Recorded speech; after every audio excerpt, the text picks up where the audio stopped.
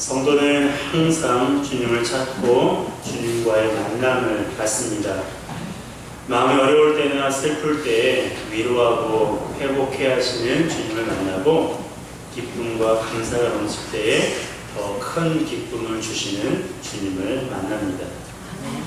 때로는 침묵하실 때도 있지만 그럼에도 묵묵히 주의 보좌 앞에 나아가는 자가 바로 성도입니다. 왜냐하면 주님 외에 인생에 답이 없다는 걸 누구보다 잘 알기 때문이죠. 그래서 언제 어디서든지 주님을 찾고 만나기를 갈망하는 자가 바로 성도입니다. 세상 사람들도 인생의 답을 구하기 위해서 누군가를 찾고 만남을 갖습니다. 선한 동기로 만나는 사람도 있지만 때때로 선하지 않은 동기로 만나는 사람도 있어요. 오늘 본문에도 보면 예수님을 찾으러 먼 데서부터 사람들이 왔습니다. 하지만 그들의 동기는 선하지 않았고 그 이유로 예수님께 책망을 받게 되는데요. 26절의 말씀을 함께 읽겠습니다. 시작. 예수께서 대답하여 가라사대 내가 진실로 너희에게 이르노니 너희가 나를 찾는 것은 표적을 본 까닭이 아니요 떡을 먹고 배부른 까닭이로다. 아멘. 예수님이 당신을 찾아온 사람들을 책망하신 이유가 무엇입니까? 그들이 떡을 먹고 배부른 이유로 예수님을 찾아왔기 때문이에요. 여기에서 말하는 떡은 예수님이 오병이어의 기적을 일으키셔서 먹은 떡을 가리킵니다. 예수님이 오병이어로 5,000명도 더 되는 사람들을 배불리 먹이시자 사람들은 예수님을 억지로 잡아다가 자기 임금으로 삼으려고 했어요. 예수님이 임금이 되면 굶지 않아도 되고 로마에 저항할 수 있을 것 같았기 때문입니다. 사람들의 이 반응은 오병이어의 기적을 베푸신 예수님의 의도와는 정반대였습니다. 예수님은 이런 의도로 기적을 행하신 것이 아닙니다. 사람들에게 인정받기 위해서, 세상의 왕이 되기 위해서 기적을 행하신 것이 아니에요. 예수님이 기적을 행하신 첫 번째 이유는요, 해가 질 때까지 아무것도 먹지 않고 말씀을 들은 사람들이 집에 가다가 쓰러질까봐 오병이어의 기적을 베푸신 것입니다. 예수님이 기적을 베푸신 두 번째 이유는 사람들이 기적을 통해 예수님 자신을 믿게 하려는 것이었어요. 예수님 당신이 하나님의 아들이고 생명의 떡이라는 사실을 사람들에게 알리기 위해서 기적을 행하셨습니다. 이것이 바로 성경에서 말하는 표적입니다. 예수님은 사람들이 그분의 말씀을 들어도 믿지 못하자 그분이 행하신 일을 보고서라도 믿게 하시려고 기적을 행하신 거예요. 요한복음 14장 11절입니다. 함께 읽습니다. 내가 아버지 안에 있고 아버지께서 내 안에 계심을 믿으라. 그렇지 못하겠거든 행하는 그 일을 인하여 나를 믿으라. 따라할까요? 행하는 그 일을 인하여 나를 믿으라. 여기에 행하는 그 일, 바로 이것이 표적입니다. 예수님은 표적을 많이 행하셨습니다. 많은 일을 행하셨어요. 물로 포도주를 만드셨고 38년 된 중풍병자를 고치셨어요. 죽은 나사로와 야이로의 딸을 살리셨습니다. 예수님이 이 일을 행하신 이유가 뭐라고요? 사람들로 하여금 당신이 하나님의 아들이고 생명의 떡이라는 사실을 알게 하시기 위해서였습니다. 하지만 사람들은 눈에 보이는 기적에만 관심이 있고요, 예수님을 믿으려고 하지 않았어요. 그래서 바리새인들은 예수님께 당신이 정말로 그리스도면 기적을 보여달라라고 요청했고요, 헤롯과 그 일당들은 예수님께 네가 그리스도면 선지자 노릇을 해보라며 조롱하기까지 했습니다.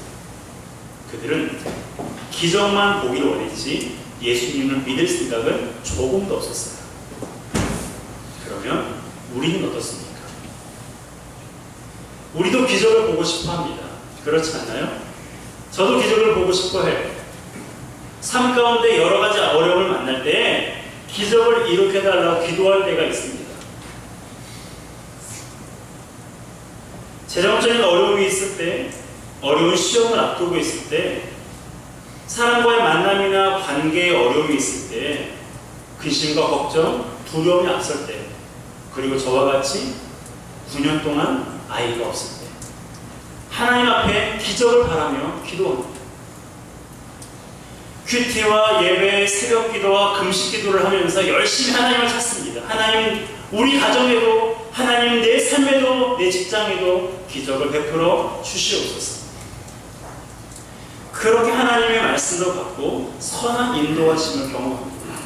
그렇다면 그렇게 문제가 해결되고 난 후에 우리가 어떻습니까? 하나님을 찾는 시간이 점점 줄어들다가 많이 일이 많고 바쁘다는 이유로 하나님을 점점 잊어버립니다. 그런데 여러분, 기억해야 할 것이 있어요. 이것이 바로 이스라엘 백성들이 하나님을 원망하게 된 원인이라는 것입니다. 이스라엘 백성들이 어땠습니까? 갈라져 마른 땅에 된 홍해를 건너는 기적을 경험했어요. 우리는 한강이 갈라지는 것도 보지 못했는데 이스라엘 백성들은 그 어마어마한 홍해가 갈라져서 마른 땅으로 건너는 기적을 경험한 사람들이에요. 하지만 홍해를 건넌 지 3일 후에 어떤 일이 있었습니까? 마라라는 지역에 도착해서 목이 마르자 물을 먹었는데 물이 쓴 거예요. 그래서 하나님을 원망했습니다. 이 마라라는 지역은요, 물이 좋지 않기로 소문난 지역이거든요. 그때 하나님께서 어떻게 하셨습니까? 그 물을 온전케 해주셨어요. 그랬더니 이제는 먹을 게 없다고 하나님을 원망한 거예요. 그래서 하나님이 이번에는 만나를 주셨습니다. 매일 아침마다. 그랬더니 이제는 뭐가 없다고요? 고기가 없다고 불평했어요. 하나님께서 다시 이번에는 메추라기를 보내주셨습니다. 그랬더니 이제 또 물이 없다고 하나님을 원망했습니다. 여러분, 이것이 광야에서 이스라엘 백성들의 삶의 패턴이었어요. 어쩌면 저와 여러분들의 삶의 패턴일 수도 있습니다.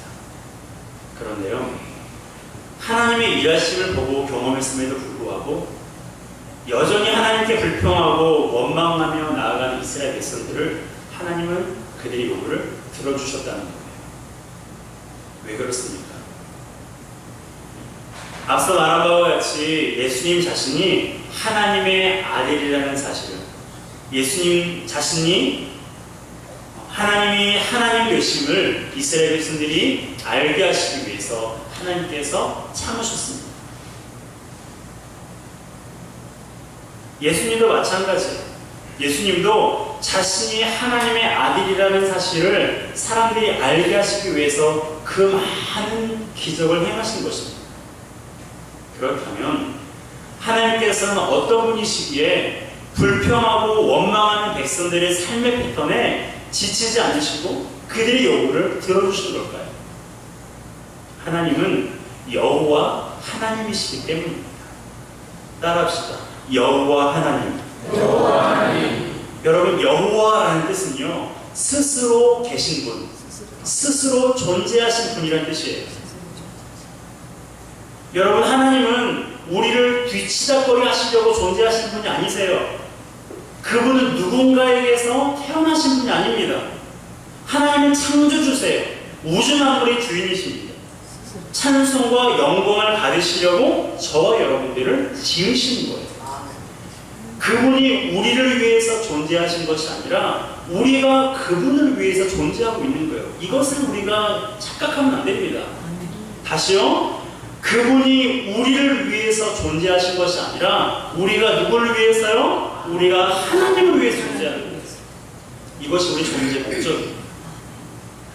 그런데 놀라운 사실은 마치 하나님은 우리를 위해서 존재하고 계시는 것처럼 우리와 너무너무 교제하고 싶어 하신다는 거예요. 우리와 영원히 함께 있겠다고 말씀하신 것이 바로 그 이유 때문입니다. 우리와 교제하고 싶어서. 여러분, 주님이 지금도 우리의 삶에 많은 기적을 행하고 있습니다. 알고 계시죠? 모르시나 봅니다. 여러분은 한 주간 그냥 사신 것 같습니까? 여러분, 우리는 한 주간 기적을 경험했습니다. 기적 가운데 살아온 시간들입니다. 한번 왜 제가 이런 말 하는지 곰곰이 생각해 보십시오. 우리는 하나님 행하시는 그 일을 통해서 매 순간 주님이 우리와 함께 하신다는 것을 알고 있습니다. 그 목적을 위해서 주님께서 우리에게 매일매일마다 한 주간 동안 우리에게 기적을 베푸시는 것입니다. 기억해야 할 것은 하나님이 우리에게 베푸시는 은혜와 기적은 우리의 힘과 능력이 아니라는 것입니다. 운이 좋아서가 아니에요. 전적인 하나님의 힘과 능력입니다. 하나님이 도우셨기 때문에 이곳까지 우리가 올 수 있었고, 하나님이 도우셨기 때문에 우리가 지금까지 살아있는 것입니다. 하나님이 하시는 거예요. 그렇다면 아무리 오랜 시간 기적을 바라며 기도함에도 불구하고 응답되지 않고 여전히 내 삶에 고난과 역경을 만나는 이유는 무엇입니까? 여러 이유가 있겠지만 오늘 나누고 싶은 것은 그 일을 위해 더 많은 기도가 쌓이기를 원하시기 때문입니다. 그리고 주님의 때에 그 일로 인해 더 큰 기쁨과 영광을 받으시기 위해서입니다. 또한 그 일을 통해 우리 자신을 돌아보고 하나님을 더욱더 의지하게 하시기 위해서 우리에게 그러한 고난과 힘든 시간들이 주어지는 것입니다. 여러분, 하나님은 실수하지 않으시는 전능하신 하나님이심을 기억하시기 바랍니다. 그리고 하나님의 때에 우리의 힘과 노력이 아닌 전적인 하나님의 능력과 기적으로 그분이 행하신다는 것을 기억하시길 바랍니다. 불평하지 말고 전적인 하나님의 주권을 인정하며 한결같은 믿음으로 나아가는 저와 여러분 되시길 주님의 이름으로 축복합니다. 그렇다면 이토록 애타게 우리와 교제하고 싶어 하시는 하나님을 위해서 우리가 무엇을 해야 할까요? 하나님은 누군가의 하나님이 아니라 나의 하나님이 되길 원하세요. 하나님은 열심히 신앙생활하는 사람에게만 시선을 주시는 것이 아니라 때로는 방황하기도 하고 소홀히 하기도 하고 하나님을 잊어버리고 있는 그 사람과도 하나님 여전히 교제하고 싶어 하세요. 하나님은 그 교제의 끈을 놓고 싶어 하지 않으십니다. 왜일까요? 그렇다면 우리가 그분을 위해서 무엇을 해야 됩니까? 첫 번째는 썩는 양식을 위해서 일하지 않아야 됩니다. 27절의 말씀을 함께 읽겠습니다. 시작. 썩는 양식을 위하여 일하지 말고 영생하도록 있는 양식을 위하여 하라. 이 양식은 인자는 너희에게 주리니 인자는 아버지 하나님의 인치신 자니라. 아멘. 여기에 썩는 양식을 위하여 일하지 말라라는 말씀이 있는데요, 이것은 이 세상에 있는 것을 위해서 일하지 말라는 뜻이에요. 썩다라는 표현에서 우리가 알 수 있는 것처럼 이 세상에 있는 모든 것은 다 사라지기 때문입니다. 그래서 썩는 양식을 위해서 이 세상에 있는 것을 위해서 일하지 말라고 말씀하시는 거예요. 돈도, 명예도, 건강도, 인기도, 사람과의 관계도, 내 안에 있는 지식과 경험도 다 어떻게 해야 된다고요? 사라진다. 사라진다는 것은 곧 허무하다는 것을 의미합니다. 미국의 진 폴 게티라는 부자가 있었습니다. 그는 여러 개의 석유회사와 호화로운 주택을 여러 채 소유하고 있었어요. 10억 달러, 우리나라 돈으로 약 1조 원 정도의 재산이 있었습니다. 그런데 그는 한 번도 인생에 참 기쁨을 맛보지 못했다고 말했어요. 또한 자기의 재산이 사라질 것에 대한 불안감이 많았고, 자기보다 젊고 발랄한 젊은이를 보면 자멸감에 빠지기도 했다고 합니다. 여러분, 비단 폴 게티뿐만 아니라 부자 중의 다수가 불안과 고독, 그리고 허무에 시달린다고 합니다.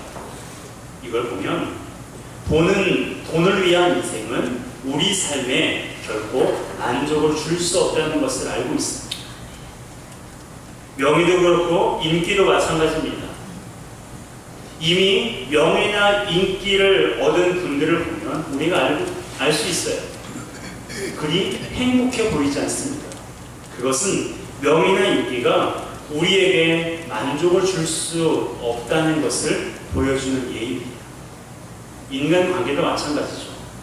특히 우리가 교회 안에 있는데요, 교회에서 자주 있는 실수 중에 하나는 성도들이 목회자와의 관계를 위해서, 그리고 목회자가 성도들과의 관계를 위해서 일을 하기로 한다는 거예요. 물론 성도 간의 교제가 정말 중요합니다. 그것이 교회의 중요한 역할이기 때문에 그래요. 하지만 교회가 이 우선순위가 바뀌어서 하나님이 아닌 사람과의 관계를 위해서 일을 하면 그 교회는 얼마 못 가요. 그리고 믿음도 견고하지 못하게 됩니다. 물론 초신자는 성도의 모습을 통해서 하나님을 보아요. 인사는 잘하는지, 얼굴은 밝은지, 행동에 거짓이 없는지를 봅니다. 그러다가 하나님의 은혜를 경험하고 하나님을 만나면 교회에 정착하게 돼요. 그렇지 않으면 상처받고 교회를 떠나게 됩니다. 이것이 인간관계의 약점이에요. 그러므로 우리는 썩는 양식을 위하여서 일하는 것이 아니라 하나님이 주시는 힘과 능력을 가지고 기쁨과 감사함으로 일해야 합니다. 교회 초신자나 성도들을 향해서, 그리고 여러 가지 사역을 감당할 때에 하나님이 주신 지혜로, 힘과 능력으로 기쁨과 감사로 섬기는 저와 여러분 되시길 주의 이름으로 축복합니다. 두 번째로, 하나님을 위해서 우리가 무엇을 해야 될까요? 영생하도록 있는 양식을 위해서 일을 해야 합니다. 예수님을 찾아온 사람들이 예수님께 묻습니다. 예수님, 우리가 어떻게 해야 하나님의 일을 할 수 있습니까? 여러분, 이렇게 물어본 이유는요, 예수님이 말씀하신 영생하도록 있는 양식을 위한 일을 하나님의 일로 이해했기 때문에 그래요. 유대인들에게 있어서 하나님이 원하시는 일은 모세를 통해서 주어진 율법을 지키는 거예요. 때문에 그들은 율법 외에 또 다른 어떤 것을 행해야 하는 것이 하나님의 일로서 생각하는 것입니다. 그러나 예수님은 율법 외에 다른 일을 하는 것이 하나님의 일이 아니라 하나님이 보내신 자를 믿는 것이 하나님의 일이라고 말씀하셨어요. 29절입니다. 함께 읽습니다. 예수께서 대답하여 가라사대 하나님의 보내신 자를 믿는 것이 하나님의 일이니라 하시니. 아멘. 하나님의 보내신 자를 믿는 것이 하나님의 일이니라. 이것이 예수님이 하나님의 일을 정의하신 거예요. 여러분, 하나님의 일이 뭐라고요? 하나님의 보내신 자를 믿는 것입니다. 다시요. 하나님의 일은 뭐라고요? 하나님의 보내신 자를 믿는 것입니다. 하나님이 보내신 자가 누구예요? 예수 그리스도예요.